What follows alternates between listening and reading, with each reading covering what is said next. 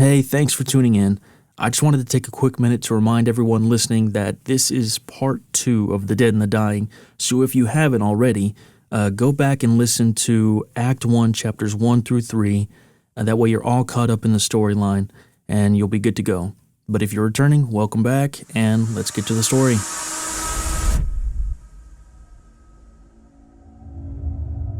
Chapter 4. Stranded. Jerry's escape hadn't gone well. After being forced to exit the freeway, his car had started smoking and broke down. He wound up at a gas station on the corner of Crooks and 12 Mile Road. The rest of the night had passed quietly, but now the sun was up, and all hell had broken loose. After spending the night in the back seat of his car, Jerry woke to the sound of horns blaring and people arguing. Sitting up, rubbing his eyes, he paused, shocked by what he was seeing. He scratched his head.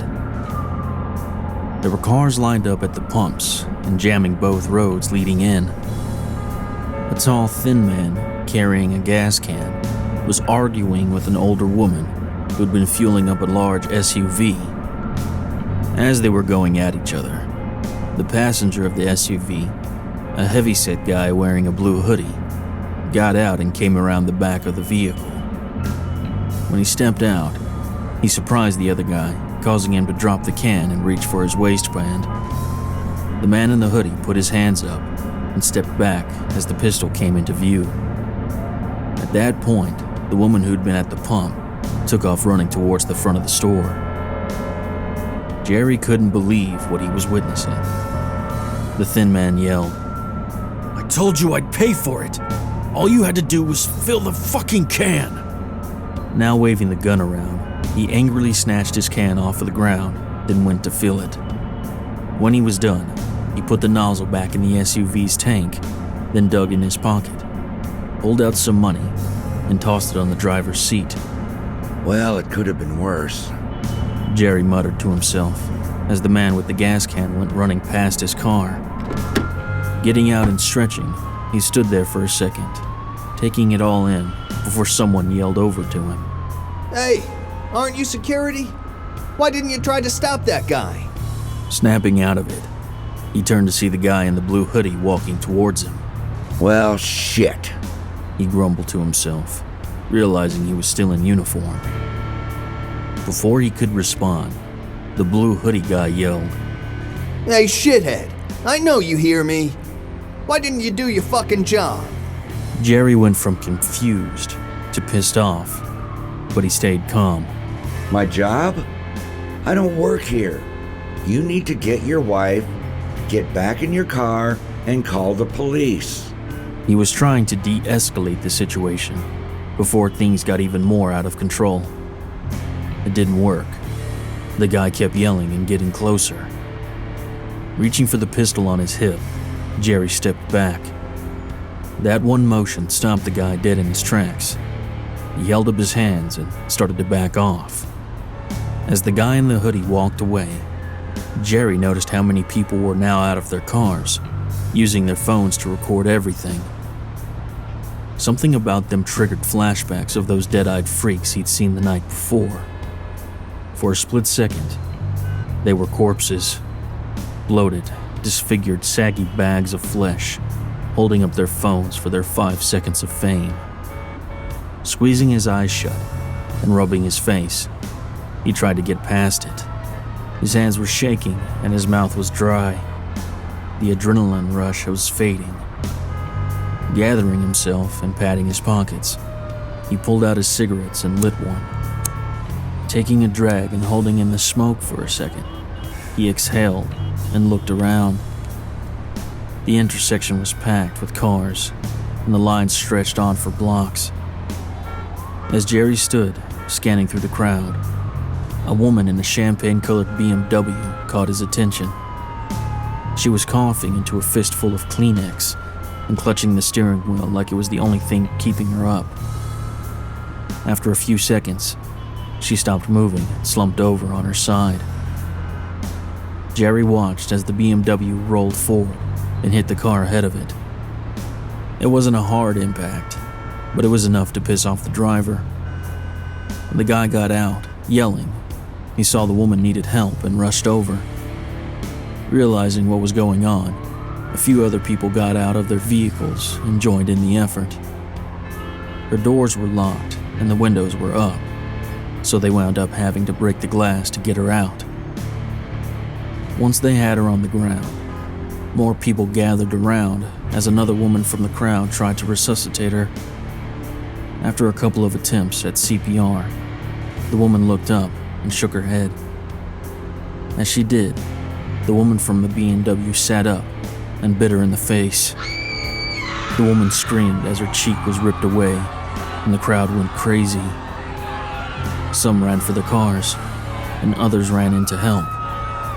Almost everyone who tried to get involved got bitten or scratched. None of the injuries seemed fatal, and most of them got away. But one guy was too slow.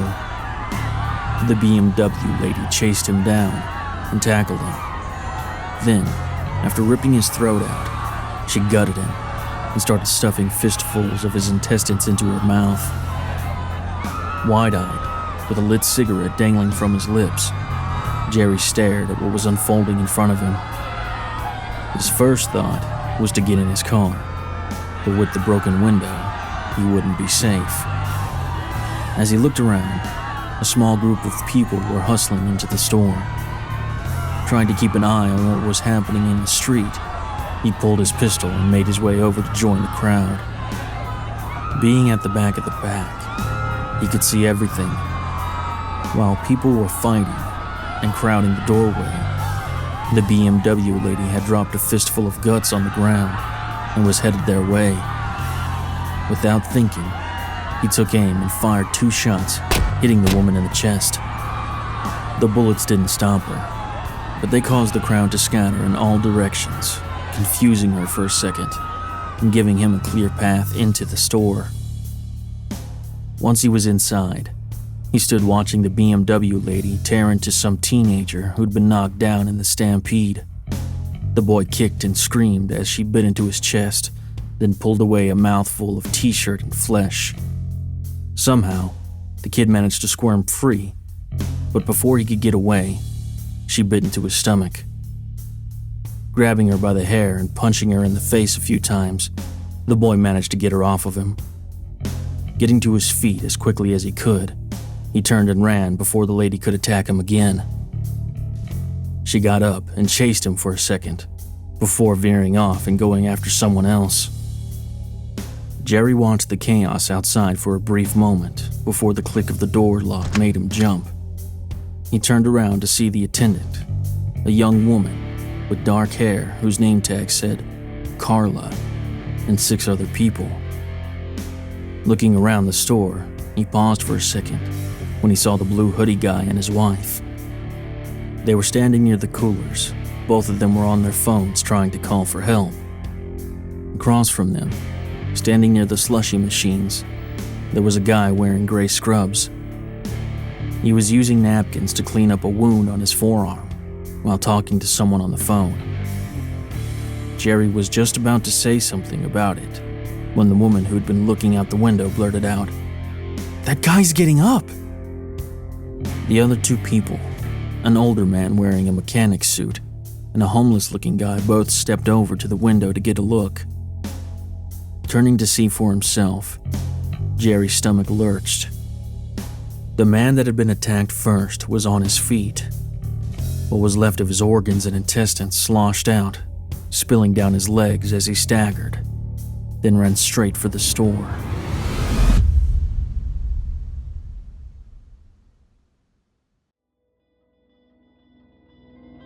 Chapter 5.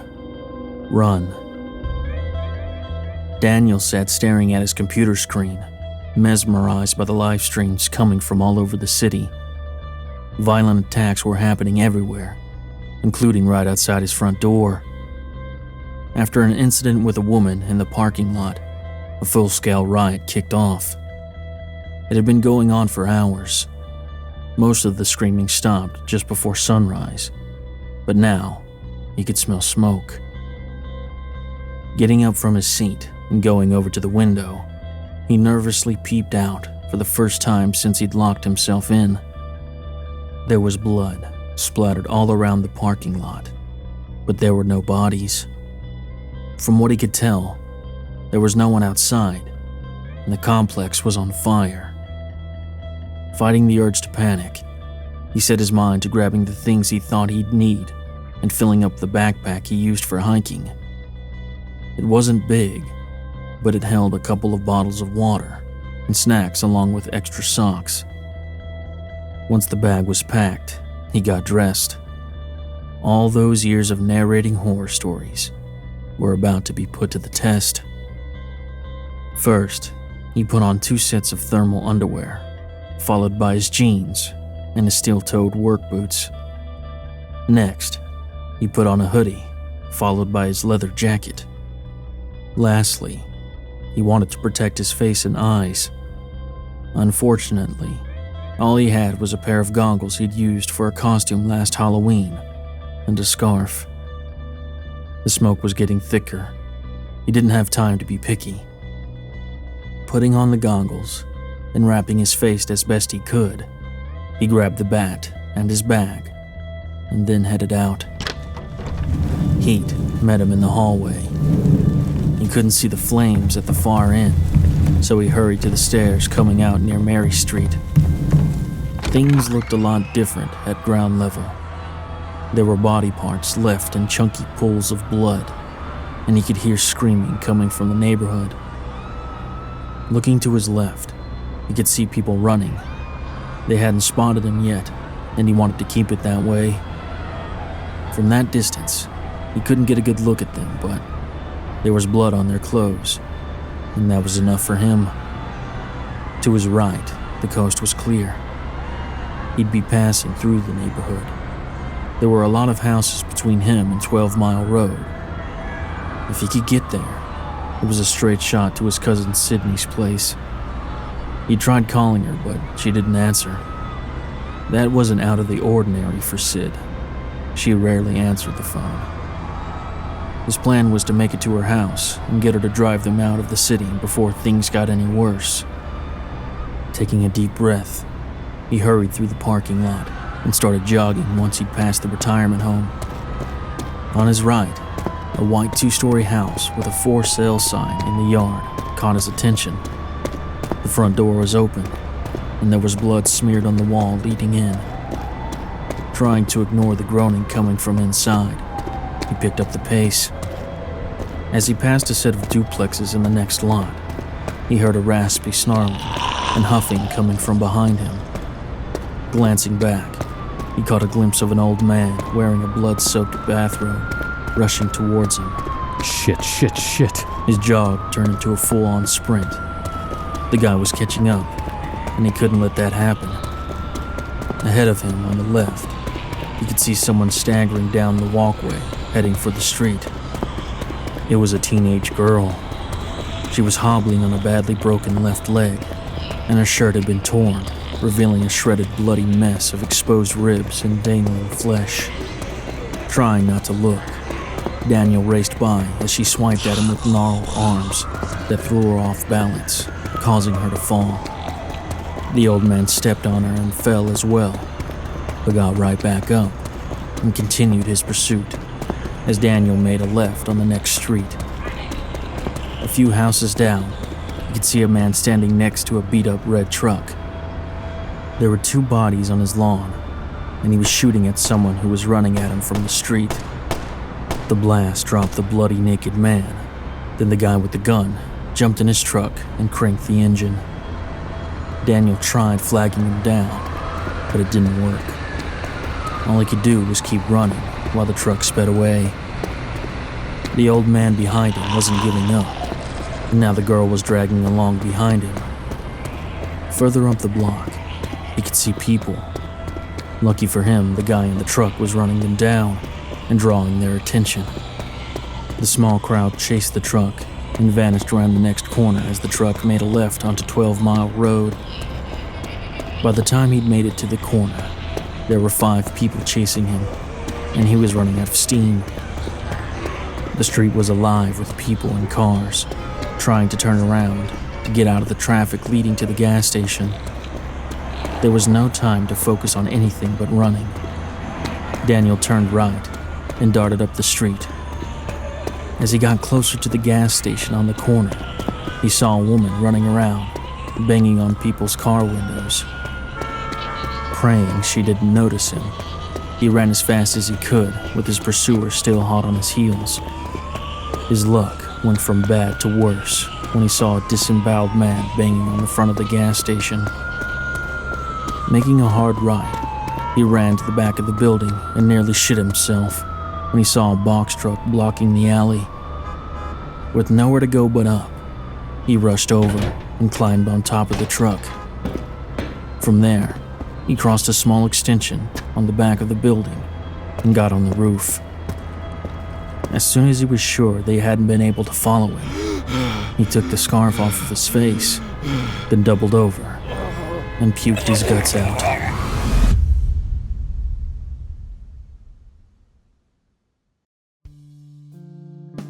Chapter 6. Growing Pains. The sound of his parents, Roy and Beth, hustling groceries into the house caught Andrew by surprise. He could hear them talking about something that happened at the store, so he paused his game and went to see what all the commotion was about. When he stepped into the living room, the first thing he noticed was a bandage on his dad's arm. What's going on? What happened? He asked before going over to help with the bags. His father stopped for a moment to look at him, then dug in his pocket and handed over a set of keys. We'll talk about it later. Go to my safe and get the .357 and a box of ammo for it. Hurry up. Doing as he was told, he went to his parents' room, but when he got to the safe, he hesitated for a second. His dad had never given him the keys to the safe before. Smiling to himself, he slipped the key in the lock and opened the door. His dad called it a safe, but it was more like a locker. There were 10 weapons in it. 4 pistols, 2 hunting rifles, a shotgun, and 3 assault rifles. Each weapon had its own section, with the ammunition stored beneath it. For a second, all he could do was stand there staring at everything. He didn't snap out of it until he heard his mother calling for him. Drew, hurry up! We have to get moving! Grabbing the .357 and the ammo, he hurried back and handed everything over. Beth checked the weapon, then loaded it, and passed it to Roy before putting the box of ammo in a bag of groceries. Picking up the bags, she looked at Andrew and smiled. Everything's gonna be alright. Go grab all the heavy blankets you can find and pile them in the hall. We'll be right back. With that, Beth and Roy, carrying 4 bags apiece, hurried out of the front door to drop off a few things to their neighbor Sydney. Watching from the window, Andrew saw his parents talking to her for a moment before his dad handed her the gun. Since he was supposed to be collecting blankets, he missed the end of the conversation. He'd just thrown his first armful of blankets out of the hall closet when his parents got back. As soon as the door slammed shut, his mother called out to him. When he got to them, they sat him down and tried to explain it, but before they could really get started, the sound of a car speeding down the street interrupted them. Before anyone could say anything, there was a loud crash, followed by a gunshot, and screaming from next door. Andrew's first reaction was to get up and go to the window, but his father stopped him. They sat silently, listening to the sound of their neighbor being attacked, and when it was over, his mother looked at him with tears in her eyes and shook her head. Drew, listen to me. There's something happening out there. People are killing each other. Your dad almost had to shoot someone just to get gas. We're going to stay here as long as we can, but we have to leave. I need you to understand. Things could get really bad. If we get separated or if something happens to me and your father, go to your Uncle Pat's house in Franklin. That's where we're going if we have to leave. Do you remember how to get there? Thinking about it for a second, Andrew shook his head. He'd only been to his uncle's house twice, and both times he'd slept most of the way. His mother smiled and patted him on the leg. That's okay. Go get your phone, your backpack, and an extra pair of shoes. Bring them to me, then help your dad put everything away. Speechless, he sat there for a second. There were a million questions racing through his mind, but he couldn't seem to get the words out. Finally, after looking at his parents one last time, he nodded, then went to collect the stuff his mom had asked for. When he got to his room, he could hear noise coming from the outside, so he went to his window. Being as quiet as he could, he peeped out and saw two people coming out of Sid's house. Instantly recognizing one of them, his jaw dropped. It was Mark Fisher. He was still wearing the Rick and Morty shirt he'd had on the last time he'd seen him. He was covered in blood, and there were huge sections of flesh missing from his arms. There was a woman with him Andrew didn't recognize. She was naked from the waist down, covered in bites, and missing half of her right foot. Watching them stagger across the lawn, the reality of what he was seeing hit him. Holy shit. He muttered, backing away from the window. Shaking his head, trying to get the image out of his mind, he got busy. Once he had everything, he rushed back to the living room, handed everything over, then went to the kitchen. Roy was in the process of putting away canned food when he walked in. Hey, champ, about time you got here. Thought I was gonna have to do this by myself. Nervously scratching the back of his neck, he spoke up. Hey, Dad, I looked out the window. Mark and some lady were coming out of Sid's place, and they looked... Roy cut him off. Jesus, Drew, did anyone see you? No, I don't think so. But Dad, they looked dead. What's going on? Stopping what he was doing, Roy gave his son an almost sad look. I wish I could tell you, but we don't know. The important thing is we're together. As long as we stay that way, we should be fine. Nodding his head, Andrew got to work putting away the food. As they were finishing up, his mother called him. When he got to her, she handed him his phone. Your uncle's address is saved on Google Maps, and I packed a few things you'll need in your bag. I've also marked out the way there on a map that's in the side pouch, just in case you can't get a signal or you lose your phone. I hope you don't have to use any of it, but it's better to have it and not need it than to need it and not have it. Hearing her say that made him smile. She said it about almost everything. It was her slogan. Slipping the phone into his pocket, he hugged her and then went to his room and flopped down on the bed.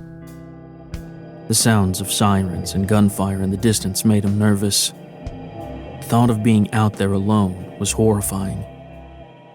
How was he supposed to make it all the way to Franklin without help? And what if Uncle Pat wasn't there? Or worse, what if he was dead? What would he do then? As that thought crossed his mind, the idea of losing both his parents put a knot in his stomach. Trying to put it out of his mind, he went to his computer and got online. There were posts coming in from all over the world. He even saw one of the apartment complexes not far from his house. People were calling the attackers zombies. Going by the video and live streams, it was hard not to. He'd been seeing posts like this for years. Before now, he'd never taken them seriously. With what was going on, he started wondering if they'd been real all along. As he was skimming through the multitude of posts, a request for a video chat hit his inbox. It was Amanda. They'd known each other since they were babies.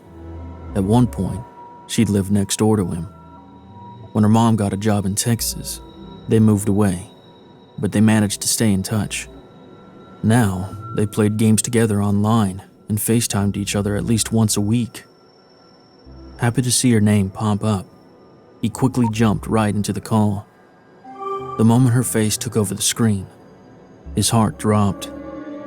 She was crying, and he could hear screaming in the background. Are you okay? Were the only words he got out before there was a loud crash that caused Amanda to look away. She screamed as a figure rushed into the frame, tackling her, taking her off screen. All he could do was gasp and cover his mouth. He couldn't see what was happening, but he could hear it. Amanda's screams were quickly replaced by snarling and the meaty packing sound of someone's fist caving in her skull. He didn't want to watch it, but he couldn't take his eyes off of the screen. When the smacking sound stopped, another sound took over. A wet, nauseating squelching mixed with a muffled grunting filled his headphones and burrowed into his brain as tears started to flow from his eyes. He watched in shock as more people crossed the screen and joined in the feast. Soon, there were so many he couldn't see around them.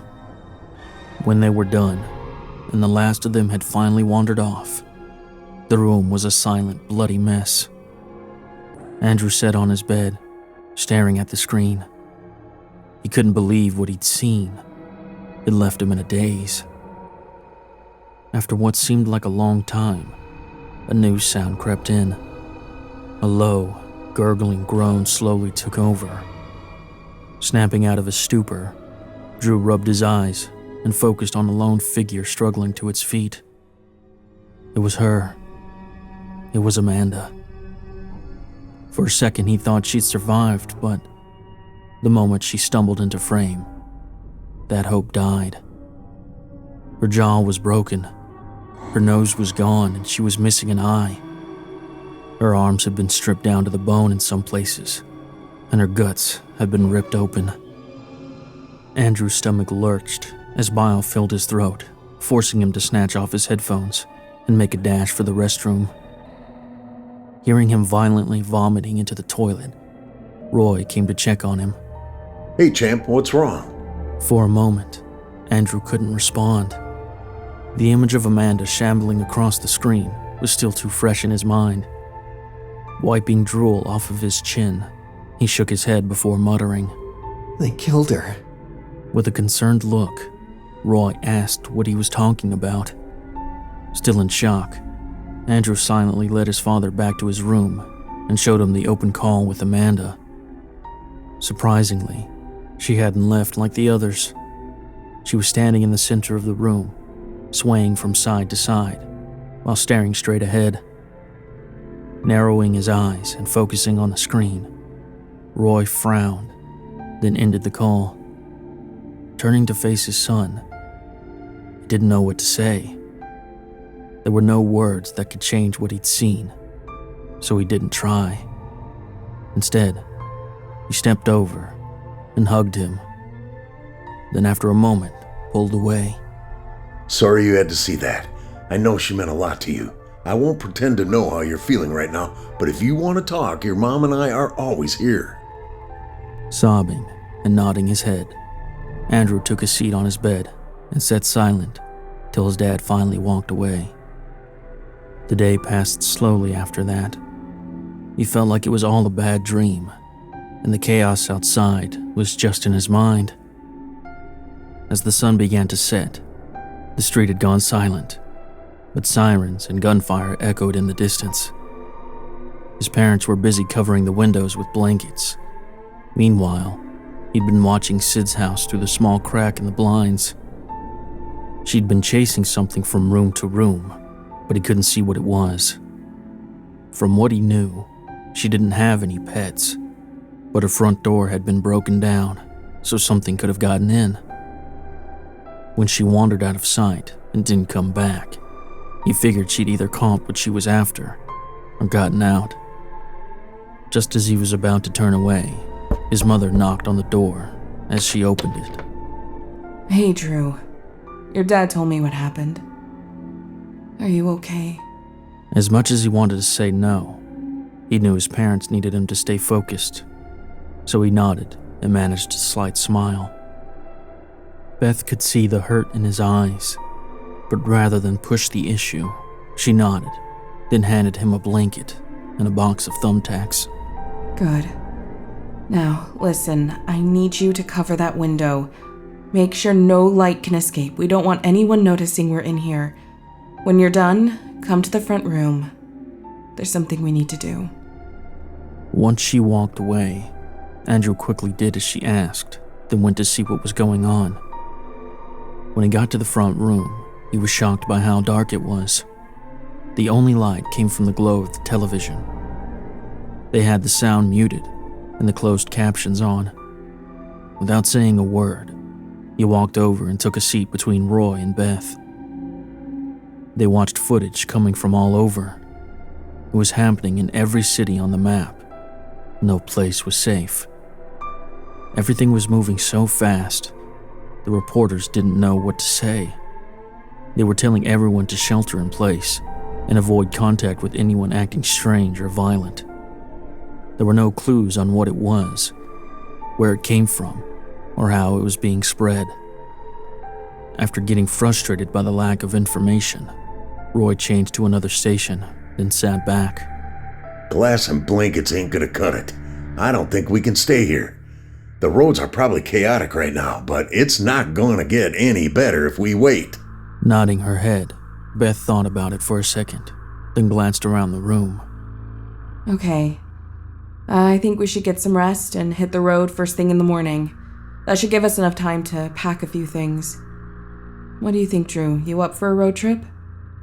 Nodding and getting up from his seat, Andrew thought about it for a second, then asked, What if we get attacked? Roy and Beth shared a look. Then he calmly replied, If it comes to that, your mother and I will handle it. But the truth is, there's a chance you'll have to defend yourself. Just remember what we taught you and only shoot if there's no other choice. For the last few years, Roy and Beth had been taking Andrew to a shooting range and teaching him how to clean and maintain his weapons. He didn't really like guns. The only reason he played along was to make his parents happy. Now, there was a chance he'd have to shoot someone, and the thought made him queasy. Trying not to let his nervousness show, he nodded and smiled like he always had, then went to his room. The night seemed to drag on forever, and Andrew couldn't sleep.